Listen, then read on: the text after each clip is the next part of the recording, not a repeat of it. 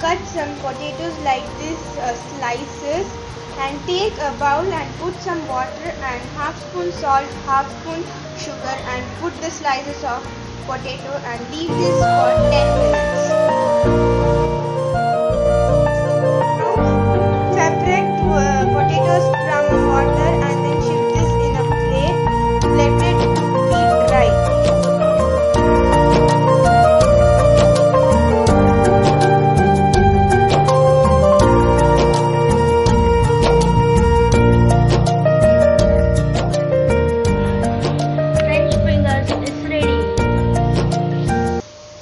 You can marinate with salt and red chili powder.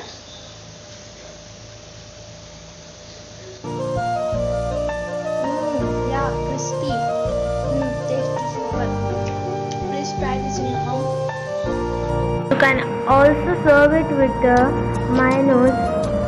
If you want the mayonnaise video, I will give the link in description. Okay. Please check out the link